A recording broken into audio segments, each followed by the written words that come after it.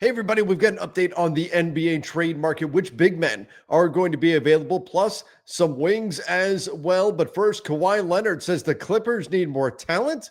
We'll take a look at that. And Anthony Davis, pretty clear when he's going to be back in action after his latest comments. I'm Trevor Lane. This is the Basketball Bulletin. Make sure you hit that subscribe button. Turn on those notifications as well. We're trying to hit 40,000 subscribers before 2026. Help us get there. Hit that subscribe button. So we'll start here with Kawhi Leonard, who lost last night with the Clippers to the Lakers. Clippers 5-13 on the season, 13th place in the Western Conference. Certainly not where this veteran-heavy team expected to be. Here's what Kawhi had to say about what the Clippers need to do. And if you catch it here, he actually says something that I don't think he initially intended to. Check this out. You guys have obviously had some unfortunate circumstances. Like you said, you missed time. Brad's been out for the year. But in previous seasons, that hasn't been totally abnormal for this group to have guys in and out, and they've still kind of found ways to stay around 500 or above 500. What do you think is the difference with this group where it's been such a struggle to kind of sustain some of the blows you guys have taken early?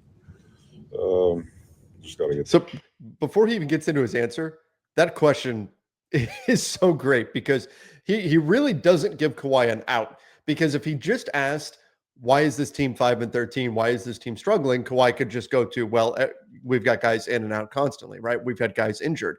But he phrases the question as, hey, you guys have had players out before and you've always been around 500. You've got players out now. Why are you not 500? What's the difference? Very well phrased question, because otherwise that out is there for Kawhi Leonard. Okay, let's see what Kawhi says. get the right lineups on the court, I guess. Get some more talent, play with better talent, and see what happens. See, we got to get the right lineups on the court, I guess. We got to get some more talent, play with better talent.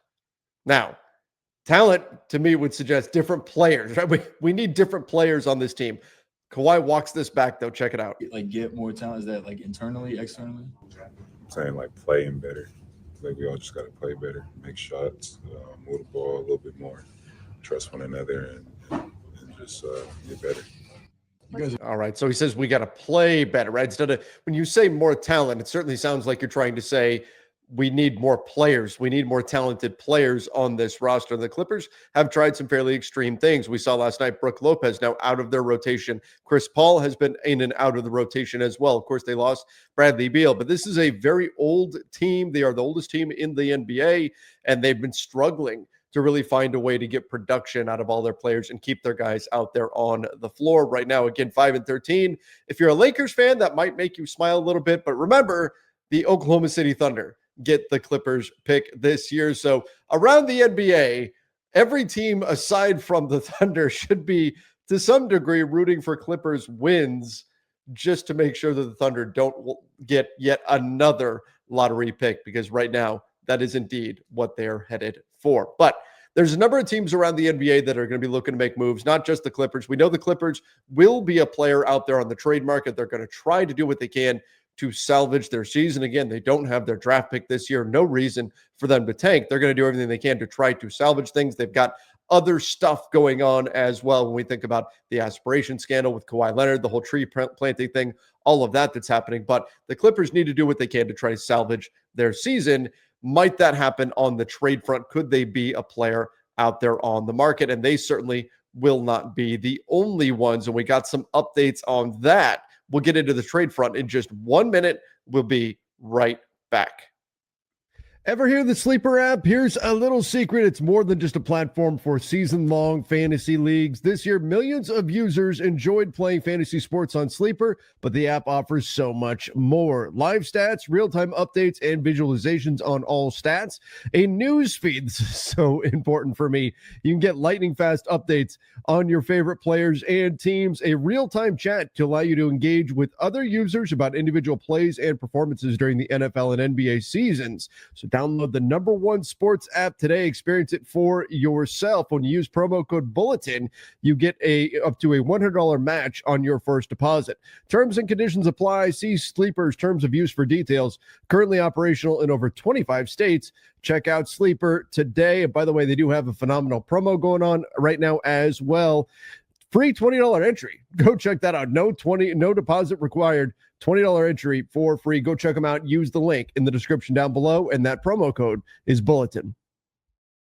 All right, and please do check out Sleeper again. Use that Bulletin promo code. Great way to know, for them to know that you came from us. Just updating a previous story that we talked about the other day. Anthony Davis practiced with the Mavs today. Here's what he had to say about when he wants to return. He plays Friday. The Mavs play Friday against the Lakers. They play Saturday against the Clippers. Which team would he prefer to play? Yeah. Preference. Would you rather play Friday or Saturday? That's a real question. I want to make sure I got it. You know what game I want to play. Just want to be sure. But You know what game I want to play.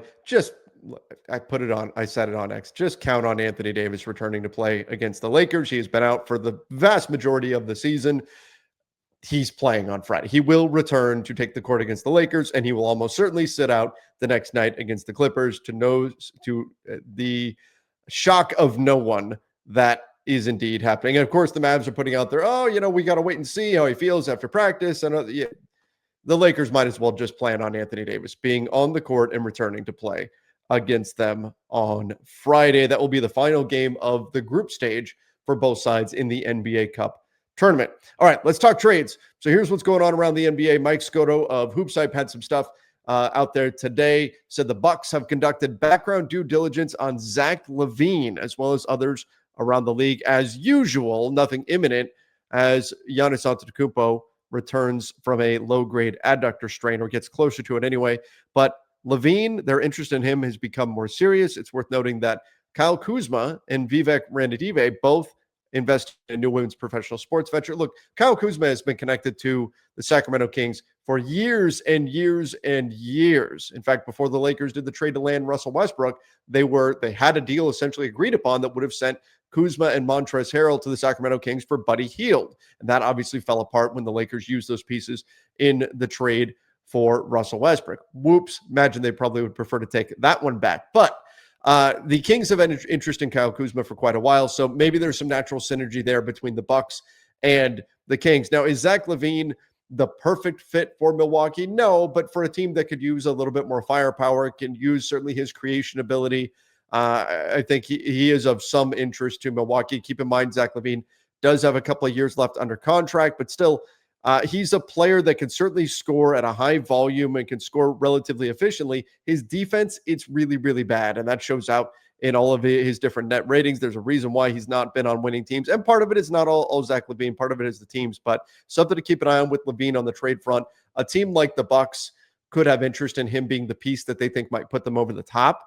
And then when you've got LaVine, player option next year, just under $50 million. For years, he's been looked at as a lock to pick that up.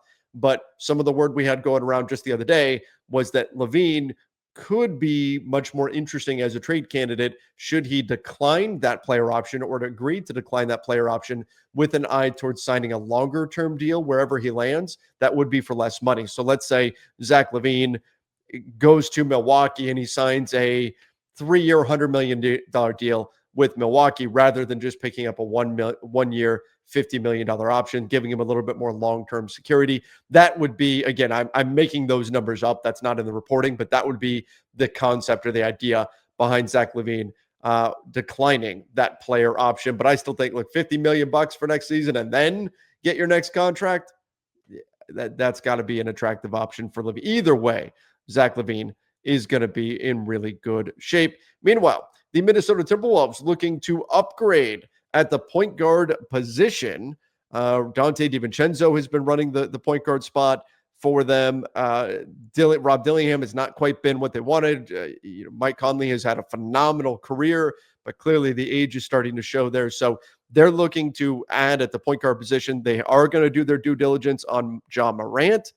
I don't know that he's the right fit for them, but I do think Morant's in better shape in Minnesota than he is right now in Memphis. He really doesn't seem to be very happy playing in Memphis right now. So maybe Minnesota ultimately is the spot. But keep in mind, Minnesota, salary-wise, things get very tricky. But the bottom line, the Wolves, keep an eye on them as a landing spot for point guards out there on the market. Ja Morant or otherwise. So Morant could be a guy for them. The Kings have also been connected to Ja Morant, and as much as I don't want them to be, because I don't think he's the right fit for them, but they're also looking at moving on from their big man. Sabonis has been disappointed with Sacramento's downward trajectory since reaching the playoffs, and his usage at times under Doug Christie. League sources told Hoops Hype, again, that's via Mike Scotto. So we've got a situation here where Sacramento has plenty of incentive to finally tear this thing down. And I do think that Sabonis is going to have some suitors out there on the market. But the challenge that everybody's going to run into, and we talked about this, is that he doesn't protect the rim and he doesn't shoot the three. And you need your bigs to be able to do at least one of those two things. So that will naturally diminish his markets. When we talk about some of the other bigs who may be out there, and I think there are some interesting ones. Jake Fisher had this in his Substack that he shares with Mark Stein. There were a number of players that were listed bigs and saying the bigs have essentially become more in vogue around the NBA. The small ball era is ending as we're getting more teams that are focusing on size. You have the Houston Rockets that are starting two bigs together with Steven Adams, Alperen Sengun. You've got the Denver Nuggets that can counter with Valanciunas and Jokic. You've got more teams that are playing bigger. You've got more teams that are playing zone than ever before, which is what Jake Fisher talked about. So the big man market might actually be fairly robust in terms of the trade front. And Sabonis is one of those guys that could be out there and available. Now, there will be a number of teams, of course, interested in him. The Golden State Warriors were mentioned, but kind of dismissed as a true landing spot for him. But regardless, there will be teams interested in him, as well as players like Nick Claxton, Rob Williams, Nick Richards, Jonathan Isaac, Yusuf Nurkic. Now, all of those guys, some of them, if you squint, like Nick Claxton, you could say they're a starting caliber big man for sure.